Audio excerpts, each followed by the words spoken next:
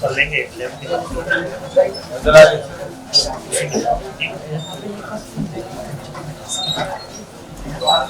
बेटा सीट नहीं बीच में छोड़ो, सीट नहीं छोड़ो।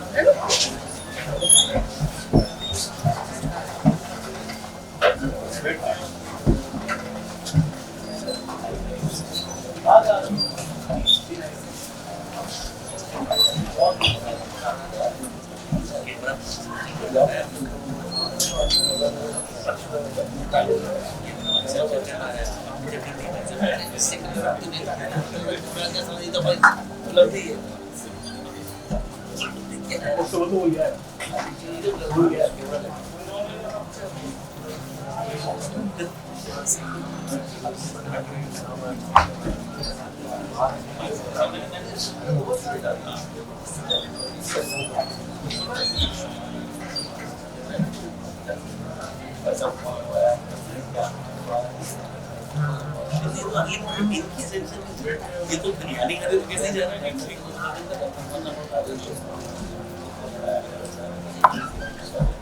आगे आगे आगे बढ़ते जाओ।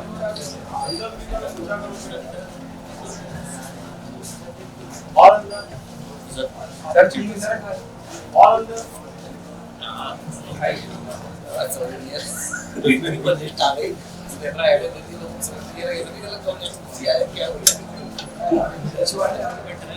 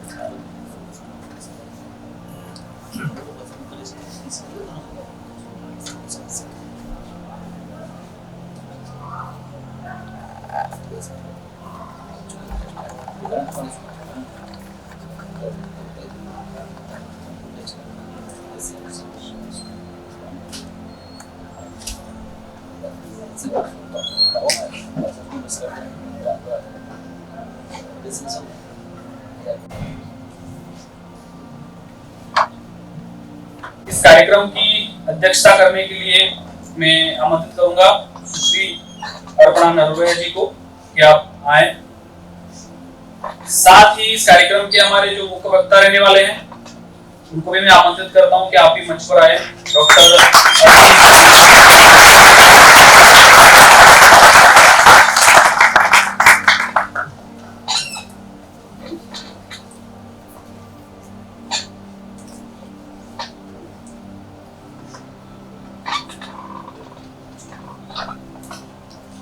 जो हमारी अध्यक्षता कर रहे हैं दीदी, वो आप तो उन सबसे परिचित हैं सही है ना।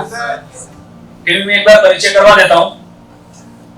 सुभाष उत्कृष्ट विद्यालय जो है, जिसका नाम बहुत सुना है, उस विद्यालय के आप पिछले 20 वर्ष से वहां पर आप 26 वर्षों से आप वहां पर पढ़ा रहे हैं।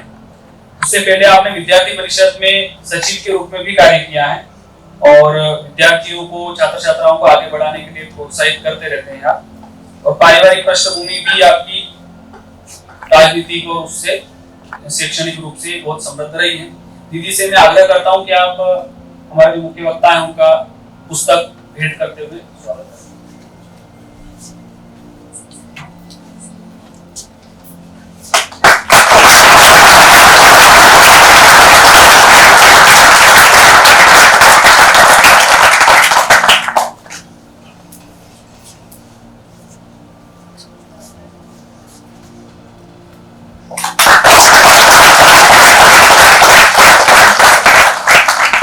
दीदी को हम एक बार परेशान करेंगे कि आप आए और डॉक्टर साहब का परिचय करो।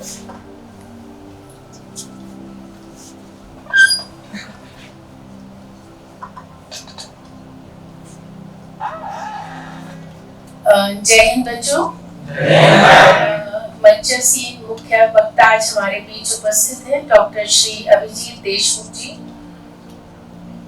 आप गैस्ट्रो सर्जन और लैप्रोस्कोपी सर्जन हैं, प्रदेश संयोजक बीजेपी चिकित्सा प्रकोष्ठ हैं। सामाजिक कार्यों में आपका निरंतर अग्रणी भूमिका रहती है। आपका सादर अभिनंदन, वंदन।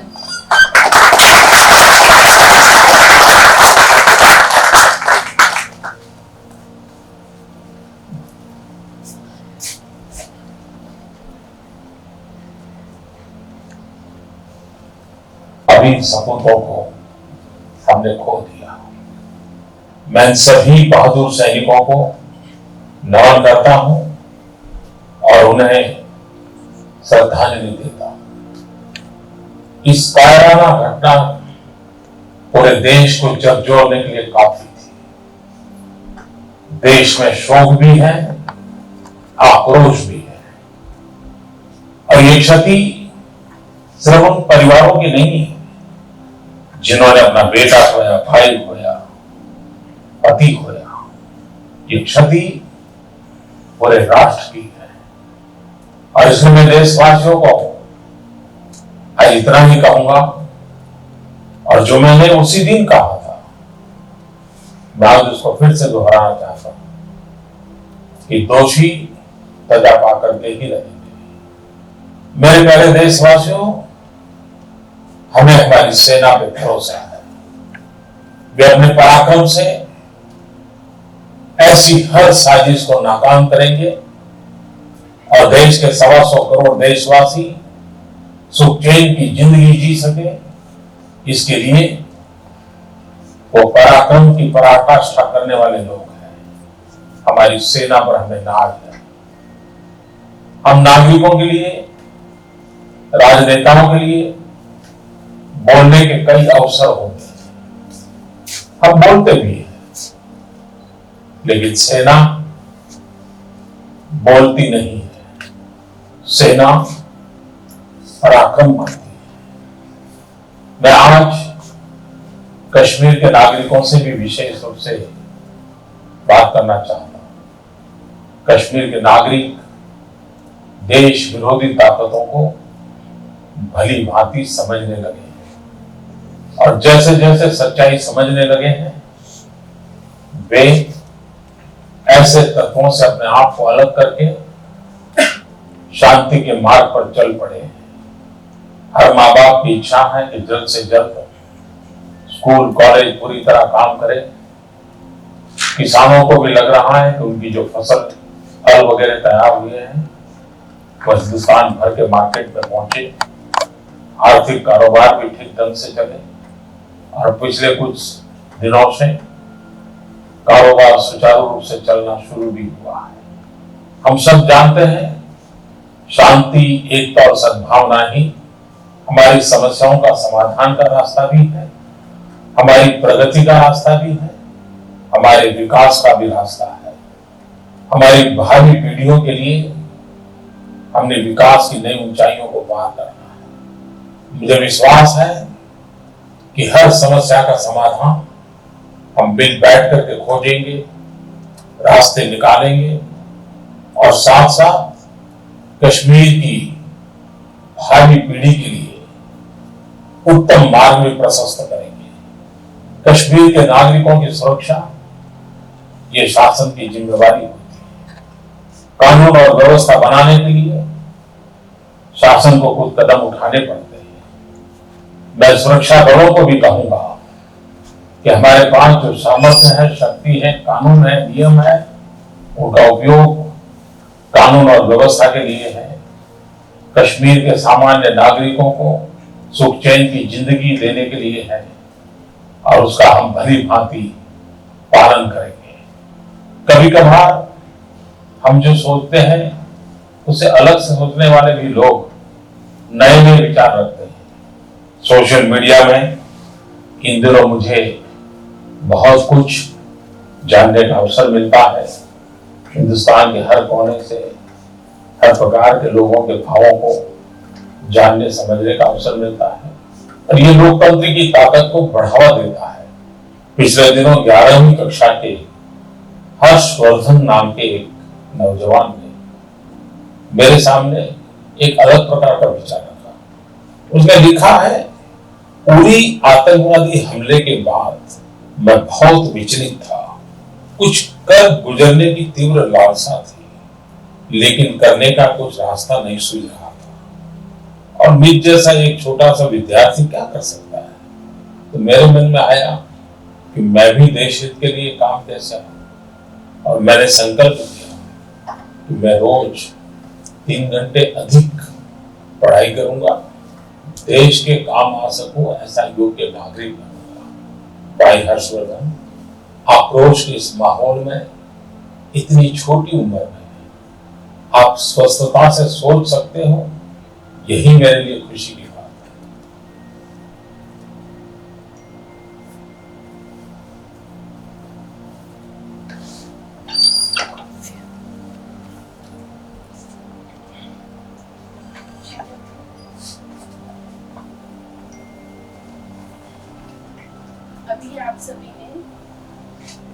अभी आप सभी ने माननीय प्रधानमंत्री मोदी जी के मन की बात का 23वां एपिसोड का संस्करण का कुछ बातें सुनी।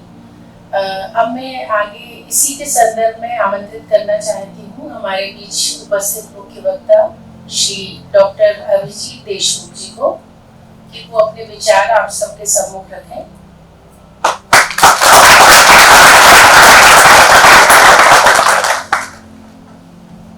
सर्वप्रथम मैं आयोजकों का धन्यवादी हूं कि मुझे यहाँ पर आप लोगों से बात करने के लिए, मन की बात, अपनी मन की बात करने के लिए यहाँ आमंत्रित किया। ये मेरा सौभाग्य है, उनका धन्यवाद फिर से। यहाँ पर उपस्थित ये बच्चे, आप लोग, आपको मैं, आपके जज्बे को मैं प्रणाम करता हूँ, नमस्कार करता हूँ। आप इतने सुबह सुबह आकर मन की बात सुनने आए हैं।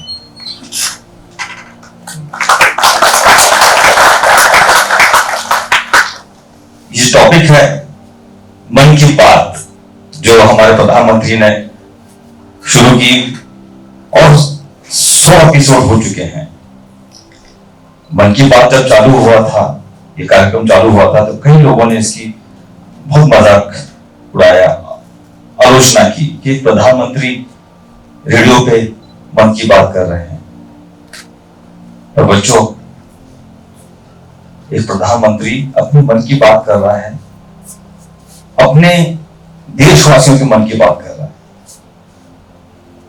एक गरीब परिवार, गांव में बसे हुए, बस्तियों में बसे हुए ऐसे लोगों की मन की बात कर रहे हैं। वो बात पूरे देशवासियों तक पहुंचा रहे हैं।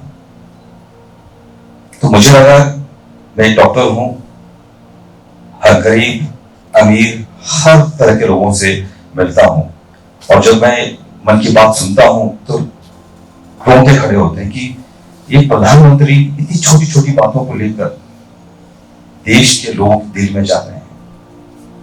और मुझे लगता है कि ये जो मन की बात कार्यक्रम चालू किया है, पूरे विश्व में एक अनूठा ऐसा कार्यक्रम है जो देश के लोगों को जोड़ता है। आज का जो एपिसोड है, मैं बताना चाहूंगा, मेरे लिए एक्सम्पोर्ट है, क्योंकि मुझे जो बताया था विषय, जो एपिसोड था वो अलग था, पर आज जो अभी जो बताया है, सर्जिकल स्ट्राइक हुआ था उरी और कश्मीर के बारे में आपको कुछ पता है कि वहां पर धारा 370 थी और वहां पर क्या होता था? किस लोगों को पता है?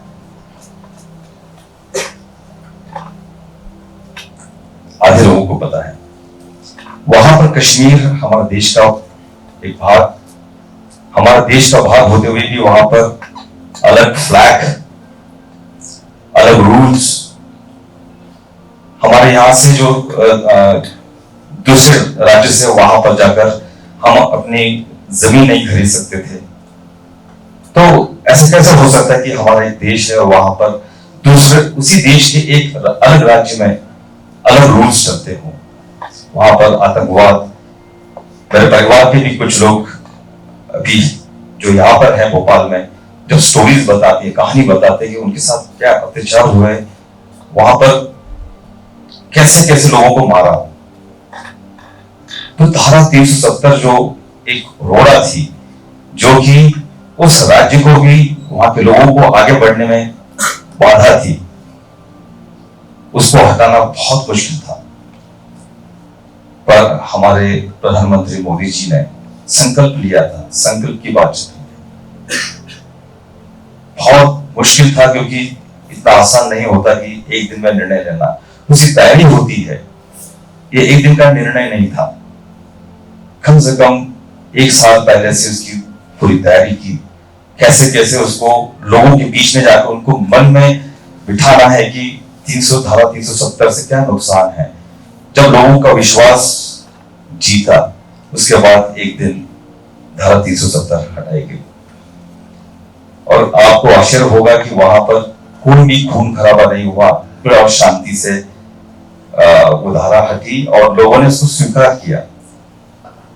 कई राजनीतिक दल थे, उन्होंने उसकी आलोचना की, अभी भी करते हैं, वो उनका विषय है। पर हमारे देश के लिए जो अच्छा था वो हमने किया। इसके लिए मुझे लगता है कि हमें हमारे प्रधानमंत्री को सलाम करना चाहिए, सैल्यूट करना चाहिए।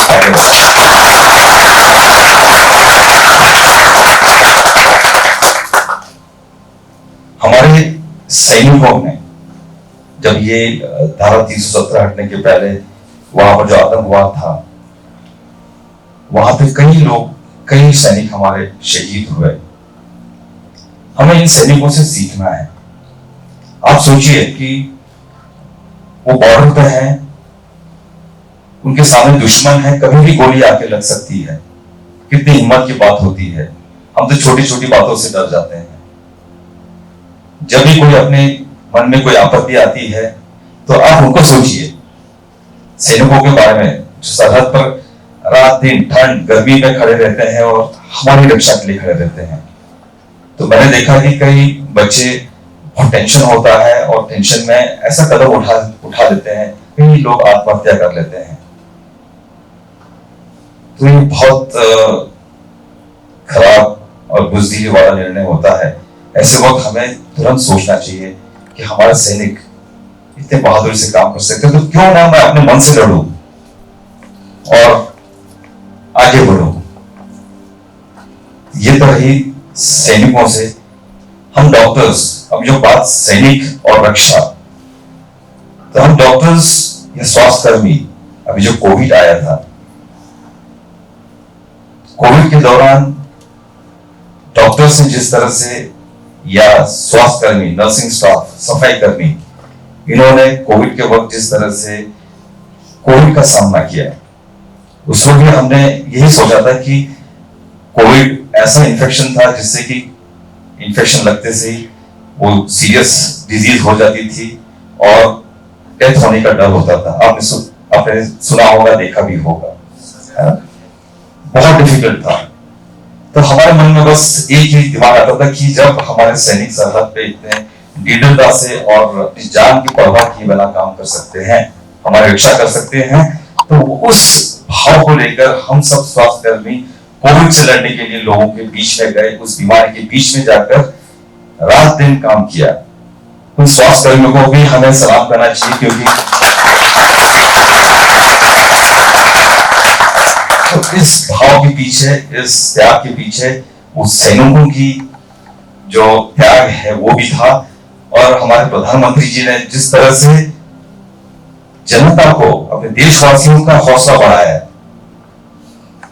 और साथ में जो स्वास्थ्य कर्मी थे उनका भी हौसला बढ़ाया। मुझे याद है कि लॉकडाउन हुआ था, जो घोषणा की थी उसके 15 मिनट पहले हमारी टीम से वर्चुअली उनसे डिस्कशन हो रहा था। हम उनके फेस पे देख रहे थे देश के लिए चिंता, कि मेरे देश के लिए ये कोविड से मैं कैसे लड़ूं और इसको हम पराजय करें। तो उस दिन से हमने देखा कि उन्होंने बोला कि कोविड आने के बाद, लॉकडाउन लगने के बाद थालियां बजाई थी। आपने किया था? दीपक जलाए थे, आपने जलाए थे?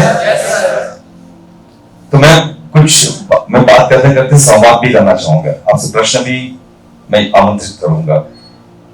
इस थाली बजाने से क्या इंपॉर्टेंस है, बता सकते हैं कोई? कई लोगों ने इसका मजाक उड़ाया कि थाली बजा रहे थे, कोई बता बता सकता है?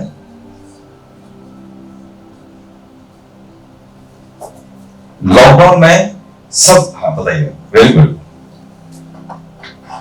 कोरोना टाइम में लोगों को निराशा हो रही थी, बहुत सारे लोग नहीं हो रही थी। उस टाइम पर हमारे माननीय मोदी जी ने थाली बजा के उमंग जारी रखी कि आप निराश मत होइए, एक दिन हम इसमें बहुत बढ़िया, बहुत अच्छा आंसर है। और यही भाव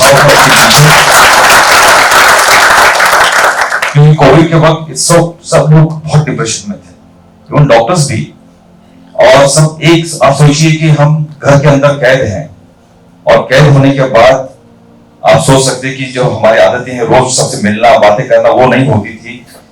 बैठ जाए बेटा, तो कितना टेंशन होता होगा, कितना डिप्रेशन आता होगा। तो उससे बाहर निकालने के लिए एक तरीका था कि सब लोग बाहर आए और थाली बजा, एक साधन था, थाली बजा के या ताली बजाकर एक दूसरे से बात करें, तो ताकि उसमें उमंग और डिप्रेशन, उमंग आए और डिप्रेशन से हम दूर हो।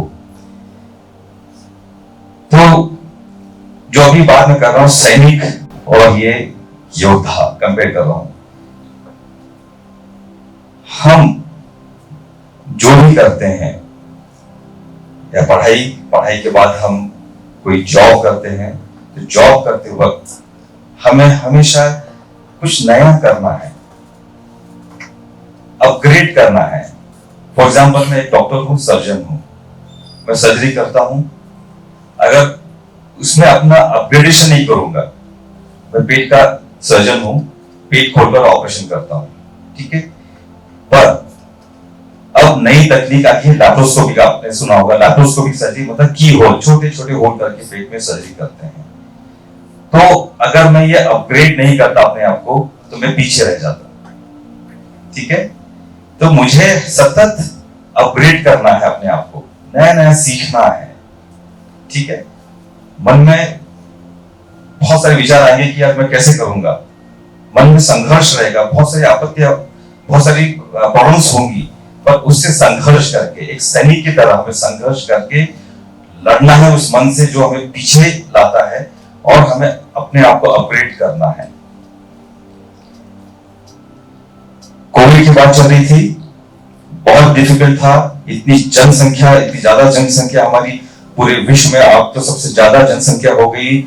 ऐसी जनसंख्या के साथ में कोविड बहुत खतरनाक था। साथ में जो ज्योग्राफिकल जो हमारी जो सिचुएशन है देश की, बहुत अलग अलग, बहुत दूर दूर तक गांव है, पहाड़ी पे है, रेगिस्तान में है। ऐसे वक्त कोविड के साथ लड़ना बहुत मुश्किल था, पर हमारे प्रधानमंत्री जी ने उसको भी हराया। और उसका कैसे हराया? देशवासियों ने मिलकर, चाहे वो सैनिक थे, पुलिस थे, स्वास्थ्य कर्मी थे। वैक्सीन सबको लगी है? एक वैक्सीन को बनाने के लिए कम से कम 8 से 9 साल लगते हैं। एक वैक्सीन को बनाने में, किसी भी बीमारी के अगेंस्ट लड़ने के लिए वैक्सीन बनाने में 8 से 9 साल लगते हैं। हमारे देश में वैक्सीन कितने महीने बनी? 1 साल के अंदर, 6 या 6-7 महीने के अंदर बन गया। ये रिकॉर्ड है, और ये सिर्फ हमारे देश में पॉसिबल है। हमारे जो साइंटिस्ट हैं,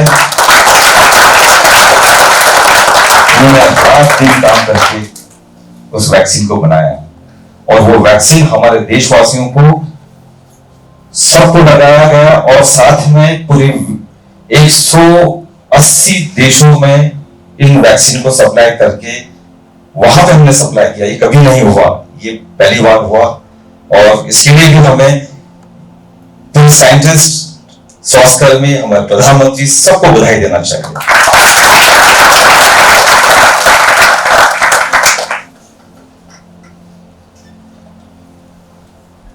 अभी जो मैं बात कर रहा था, दिमाग में सिर्फ सैनिक, मैं हमेशा सैनिकों को दिमाग में लेकर चलता हूं। जिसने उस सैनिक को अपने दिमाग में रख लिया, वो शायद हर जिंदगी के हर डिफिकल्ट सिचुएशन को मात दे सकता है।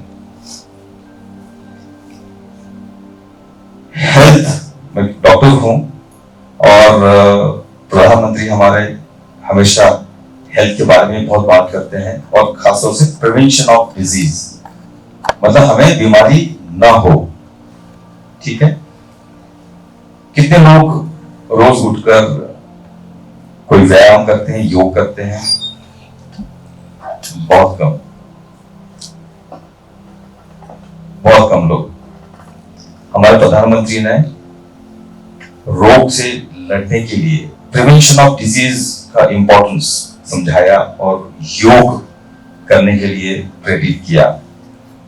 योग दिवस मनाया जाता है, किसी को पता है कब होता है?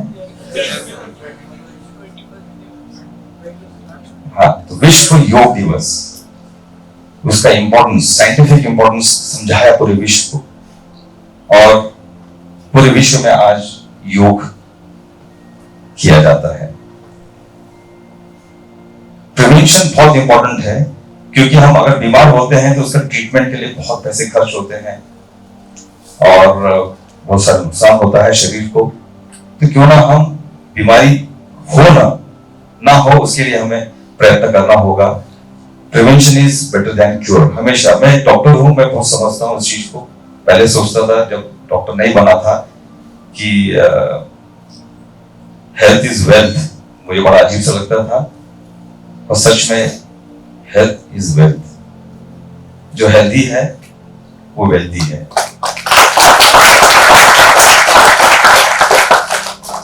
इवन कोरोना के वक्त भी हमने देखा जिन लोगों ने जो एक्सरसाइज करते थे, योग करते थे, वो उनको वो जो कोरोना है वो बहुत माइल्ड, कम मात्रा में हुआ और हुआ भी तो जल्दी ठीक हो गया। तो प्रिवेंशन ऑफ डिजीज के लिए हमारे प्रधानमंत्री जो कर रहे हैं वो पूरे विश्व के लिए एक बहुत बड़ा एग्जाम्पल है। उन्होंने आयुष्मान भारत योजना भी चालू की है। किसी को पता है आयुष्मान भारत योजना के बारे में? गरीब परिवार के लिए, पूरे परिवार के लिए 1 साल 5 लाख तक का इलाज मुफ्त में होता है, निःशुल्क होता है। ठीक है, मैंने जैसे बताया कि कोई भी बीमारी होती है तो पैसे खर्च होते हैं। मैं जब पढ़ रहा था, MBBS कर रहा था, तो जब राउंड होते थे जो डॉक्टर्स के साथ हम पीछे घूमते थे तो कई लोग गांव से आते थे, गरीब लोग होते थे, उनको बताया जाता, एक को मुझे याद है कि उनके बच्चे को बताया गया कि इसको हार्ट में होल है, इसका ऑपरेशन होगा, और उसको भोपाल में और मध्य प्रदेश में नहीं होता था ये ऑपरेशन। तो उन्होंने कहा कि इसको दिल्ली ले जाना पड़ेगा। अब आप सोचिए कि एक गांव के व्यक्ति को हम बोल रहे हैं कि आपको दिल्ली जाकर करवाना होगा। Is it possible? मतलब आप सोच सकते हो गांव का आदमी कैसे जाएगा वहां पर, कैसे ट्रीटमेंट करेगा, तो वहां पे पैसे लगेंगे, उस गरीब पैसे कैसे देगा? तो उसका जवाब था, डॉक्टर मेरा बच्चा मर जाए चलेगा पर मैं कहां से लाऊंगा। मतलब उसकी हालत देखिए कि वो पैसे नहीं दे सकता था। उसके पास एक ही चारा था कि वो गांव चले जाए और फिर जैसा है नेचर जो करेगा वो करेगा। तो उस वक्त मेरे दिमाग में आया था कि ऐसी क्या बात है जो लोगों के लिए क्यों नहीं है, मुफ्त में क्यों नहीं हो रहा है, उनकी सुविधा क्यों नहीं है।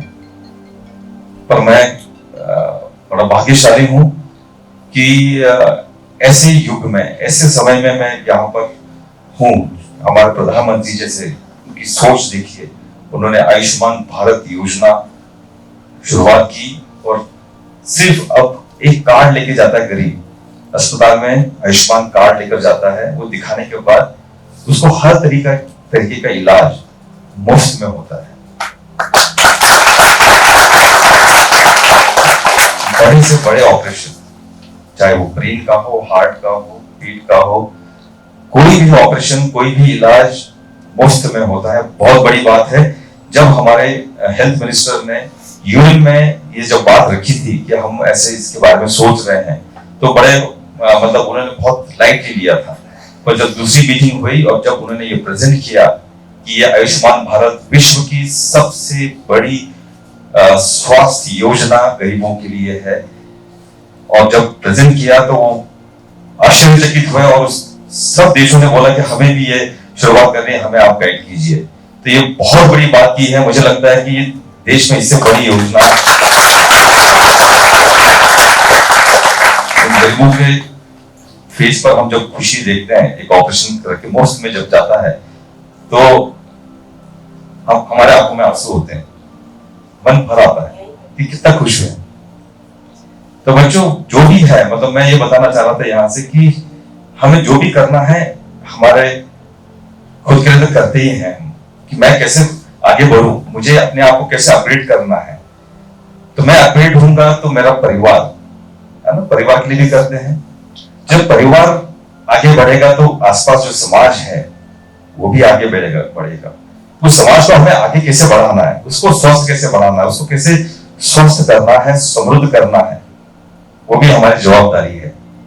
तो जन सेवा एक पार्ट होना चाहिए। कोई जरूरी नहीं कि मैं पैसे से ही जन सेवा करूं। समय दान बहुत बड़ा दान होता है। पैसे तो मैं दान करके फिर से कमा लूंगा, पर एक बार समय आपने दे दिया किसी के लिए तो वो समय वापस नहीं आएगा।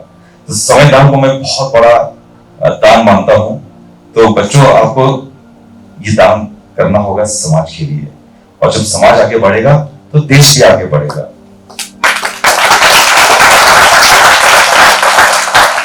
और प्रधानमंत्री से मतलब मैं भी सीखता हूं कि कैसे मतलब क्या सोच रखते हैं हमारे देश के लिए, हमारे समाज के लिए। तो आप हमेशा मन की बात सुने। मन की बात से आपको बहुत सारी चीजें सीखने को मिलेगी, आपको प्रोत्साहित करेगी। और मुझे मतलब मैं आश्वस्त हूं कि आप जो बच्चे यहाँ पर बैठे हैं, इतने सुबह सुबह यहाँ पर आए हैं, तो आप में वो जज्बा है कि आप देश के लिए कुछ करोगे। तो मैं इसके साथ में मैं यहाँ पर अपने विराम देता हूँ अपनी बातों को, और मैं चाहूंगा कि आप लोग मुझसे संवाद करें, क्वेश्चन करें, ताकि क्योंकि मैं अपनी बातें बोलने की बजाय मैं चाहूंगा कि आपकी मन की बात भी सुनूं मैं। धन्यवाद। जय हिंद। और एक और बात, चंद्रयान 3 अच्छे से सेफली लैंड किया, उसके लिए सबको बधाई, देशवासी को बधाई और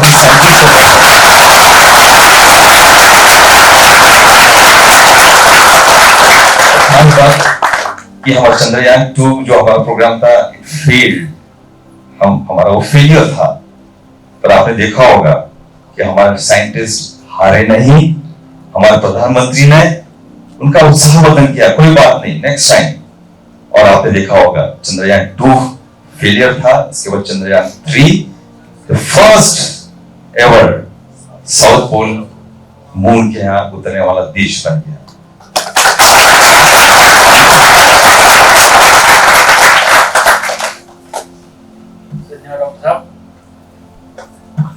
जैसा कि डॉक्टर साहब ने अंतिम में अपनी वक्तव्य के अंतिम में उदाहरण दिया कि जब चंद्रयान 2 फेल हुआ अंतिम चरण में जाके, तो माननीय प्रधानमंत्री जी ने जिस प्रकार से उस समय के जो इसरो के प्रमुख हैं उनको संभाला और सारे वैज्ञानिकों को एक सांत्वना दी कि हम तुम्हारे साथ हैं, जैसी परिस्थिति होगी हम साथ में हैं। तो उसका परिणाम हम सबने कल देखा है। वैसे ही आप लोग उस स्टेज में हैं कि आप लोगों को घबराना नहीं है। आपके विद्यालय में पढ़ाने वाले, घर में पेरेंट्स, सब लोग आपके साथ में हैं। किसी भी परिस्थिति में ये चीज नहीं करना है कि हम किसी भी चीज में कम नंबर आए हैं, फेल हो गए, इस चीज से घबराना नहीं है, क्योंकि असफलता ही सफलता तक जाने की एक सीढ़ी बनती है ना। मैं दीदी से प्रार्थना करता हूँ कि दीदी डॉक्टर साहब को एक पेन जो हम यहाँ भेंट कर रहे हैं भेंट करने का प्रश्न करें।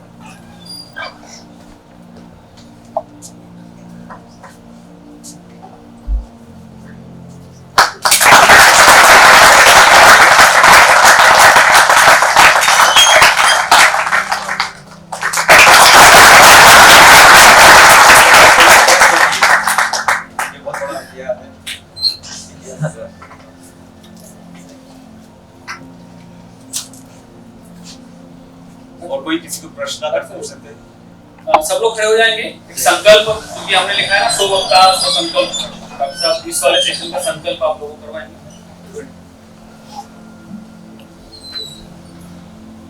हाथ सामने करो। राइट मतलब